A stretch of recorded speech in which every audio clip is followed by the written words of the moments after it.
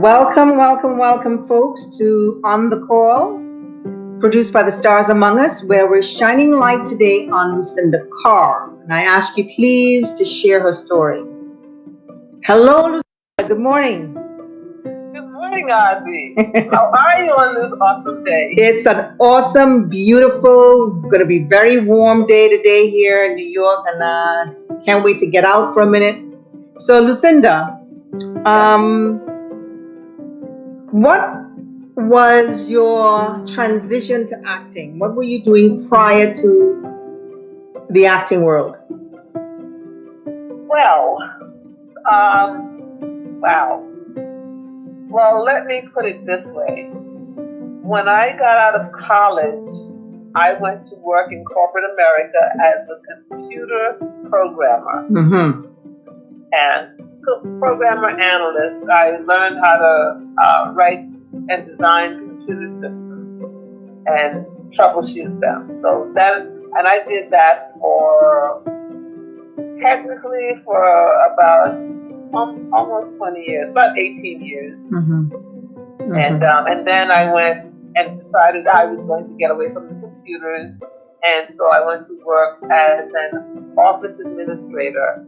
And I did that for about 7 years. And it turns out I also did some programming and system development with that company also, but on the PC as opposed to the mainframe. And then you got into publishing, apparently. Yeah, I have this tendency to get into things. I get an idea and then I run with it because as a kid, I've come to realize, as a kid, my mother said something to me that later on in life, I realized I had absorbed it. It was, take what you got and make what you want. And late, in life, it dawned on me that that's what I had done in my life. I get an idea and I just decided to figure out how to make it happen. And so after I had quit my job, finally, my last job, I quit. I just decided to be a full-blown actor. And while I was doing that, I realized I had a lot of downtime because I was trying to get myself going, and those work was sporadic here and there, and I had a lot of time on my hand, and I don't know what to do when I have time on my hand. So I decided I needed to do something more. So I started a business to help people with their projects, smaller projects, and that way I could do them and finish and move on, but I would be helping someone. And in this process, in the midst of this, I had written a book, 30 Days to Life, Poetic Expression Using, for the purpose of, I wrote the book because I wrote a poem and people loved it, and I thought, well, other people might like it, but they don't know it exists. So the book was written as my method of distributing the poem, because I figured if it's out there and I tell people about it, then they can buy it, and they don't have to be next to me to see it. They can be anywhere. And after doing that, people started asking me about publishing, because I had taken a year to research publishing and all the things that were necessary to publish a book. And which was because I didn't have much money, so I didn't have the money to pay someone else to do it. So I had to figure out how to do it myself. So I had to take what I had and make what I want. It took a year before I actually published the book. Actually, 13 months from the day I started writing until I actually published the book. And people started asking me questions. So I decided, I said, well, with all these questions people are asking me, this is a lot of time. So I think I better start a business so that I can compensate myself. That way I won't feel bad about taking the time to work with someone if I'm taking it away from something that I wanted to do for me. I will still be doing something to earn a little money. Right. So that's how I ended up starting helping people with publishing. So I have a small business called The Office Outside the Office, LLC. Perfect. Yeah. Perfect. So, and what I do is it's an administrative thing, but it's like odd jobs, like office odd jobs. You know, I have a client that calls me to help her with her cell phone, or to get things from her cell phone to her computer. Or she'll call me if she has a computer issue or the printer's having a problem. Like there's little things. I've had to help people do the technical work behind their family reunion. You build a little website, design a backdrop. You know, it's basically they have an idea and I just figure out how to make it happen. And in the midst of all this, with the questions about publishing, I started helping people publish their books. Yeah. How many have you done? At the moment, there are, let's see, 1, 2, 3, 4 clients whose books I've published. Lovely. Yeah, so, and where did Mary Kay come into all of this? You know, Mary Kay, when I joined Mary Kay, I recruited myself into Mary Kay. I had a passion about acting. And I was committed to figuring out how to get into that business. And I was thinking, you have to be able to go on auditions. And so I had taken a couple of classes. I had taken a class at Lee Barron and for commercials because I decided that seemed like a good place to start. So, and I didn't have any advisor or anybody. I just picked something and said, okay, let's start with that. Right. And I kept thinking, I'm going to have to quit my job to really do this because auditions are during the day a lot and, you know, I can't be in 2 places at once. Right. And I really, I had heard of somebody who was an actor or comic or something and they would make up a lie to get the day off to go on an audition. Right. Now, I'm the kind of person that if I did the crime, I just report myself. So I said, I cannot tell a lie to go on an audition. Right. I just, like, my stomach couldn't take it. Right. So I just decided that I was going to have to quit my job. So then that became my goal, like figure out how to quit my job and still support myself and survive. And that's how Mary Kay came into it. I had a facial from someone, and about 4 years later, the notion hit me, what if you tried Mary Kay? I said, I've got to find out what's involved, you know, what it requires, and maybe I can do that. And I figured if I could do Mary Kay and then maybe become a temp, because I know a lot of people did temp work. I said, I could maybe come up with enough money to live, and I could quit my job, and then I could pursue acting. Right. And so anyway, after 6 months of trying to find a Mary Kay person, and not even running into one, I mean, literally, it's like, I couldn't even find the woman who sold me my moisturizer. I couldn't even find her, so I was like, but I was determined, and I believe that if you get focused and you stick to it, it works. Right. One night, I got a phone call from someone saying, and a former coworker, not just anybody, saying, I want to invite you to a Mary Kay something. I don't even know what, workshop, whatever. And girl, I know they heard me scream in New Jersey.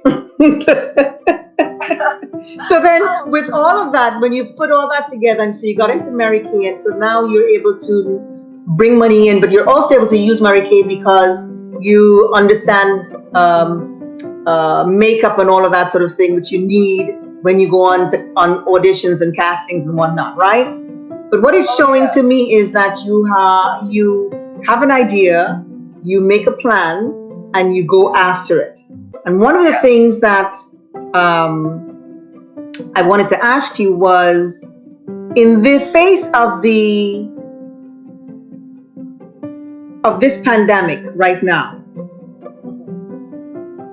how is the acting and whatnot working for you? How is the income and whatnot working for you? Is your business helping you with that? Actually, I have to admit that I have not done very much income producing work. I have been focusing on my home and clearing it out. I had so much clutter, 40 years of clutter, makes my head spin. And that has been on my list of things to do. I was chipping away at it. So I spent a lot of time working on that. I've been doing auditions during this pandemic, self-submit, voiceover auditions as well as video auditions. Most of them open calls, but some of them were specific projects. So I've been doing that. I did one project. I filmed a couple of videos for a century tree while I'm on during the pandemic. And then I've been working on like background stuff, like how to sort of do the grunt work for things that could help to move my career along when we get out of this. So I've been setting up my voiceover booth. I set up a home voiceover studio. I researched it, and so I ordered the booth and the equipment, and so now I tested it out. So I have all that in place. So that's great, because the way that things are going now, it's very important to have good equipment, and whether you're doing voiceovers or whether you're going in for commercials, or because everything is happening over the internet, whether you're doing it Zoom or whatever, everybody is looking for self-tapes. But I have a question for you. Has this pandemic made you do, think, see, believe something that you haven't before? Well, you know what this pandemic did? It made me do something I hadn't done before. I ate cooked spinach. Why? Before you've only eaten it raw? Yes. Because in my youth, I had tasted spinach, and even as an adult, I tasted spinach when I was in college as well. But every time I tasted spinach, I couldn't swallow it. It to me tasted like olive oil. I could not bring it's like my body forgot how to swallow when spinach hit my tongue. And I would just sit there with it in my mouth, and I couldn't get myself to swallow. And so I decided to stop trying to eat spinach, because you just can't.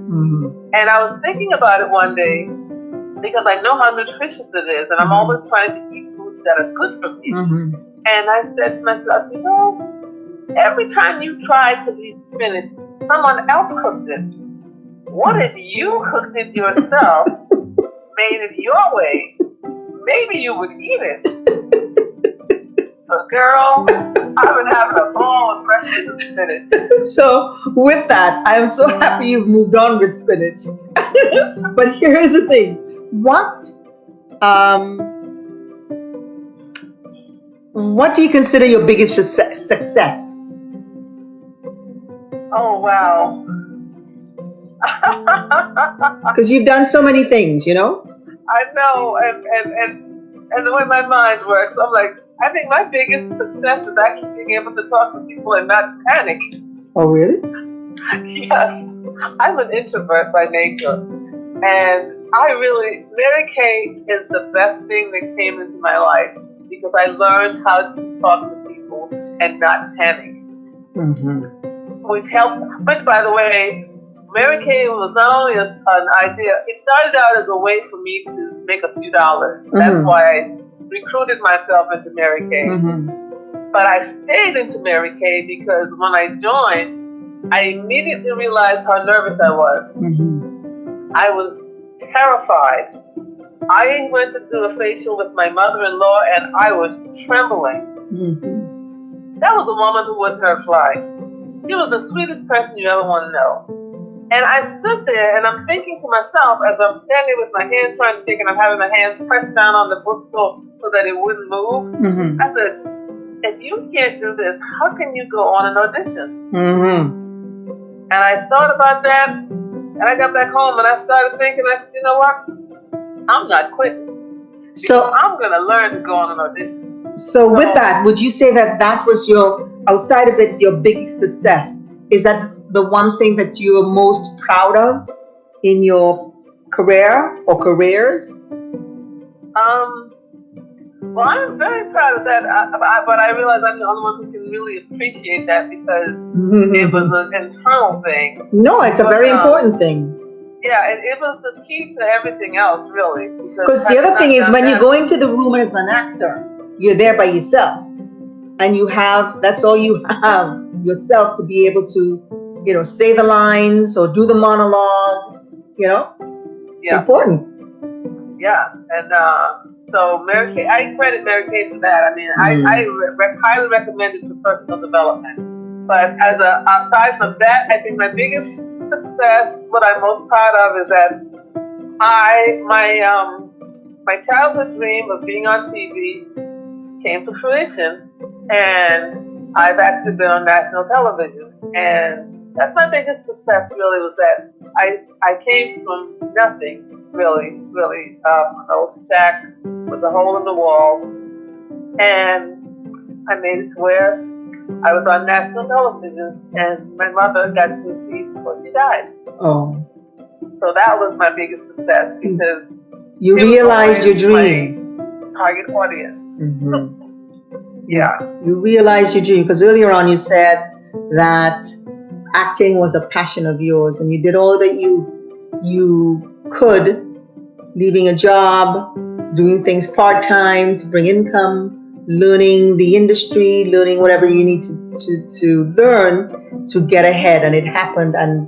And the one thing you said in terms of being able to have your mother see it before she moved, that must have been a wonderful, wonderful, wonderful thing. So that's a nice ending to this few minutes that we spent together. I wanted to be able to talk to you because we've done that. We've come together a lot of times on the circuit, and we came together again on a Zoom project when this thing happened, the virus happened, and we were able to help certain people on our Zoom project, and you were right there with me. And I thank you very, very, very much, because as you said, you always love to help people, and you were there for me, and I wanted to be there for you, and I appreciate this time. Lucinda, thank you for spending this time with me on the phone. I look forward to seeing more of you on the national realm going forward after we come out from under these dire straits that we're in. So I really appreciate you. Well, you are very welcome. It is always my pleasure to be of service. I believe that is my main purpose on the planet, is to be of service, help people express themselves. Thank you. And so I'm always happy, even if it drives me crazy, because life is life.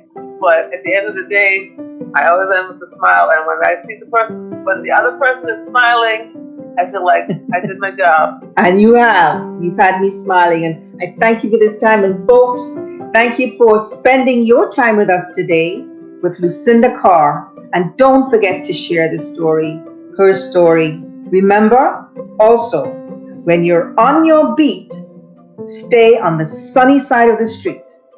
Till the next time.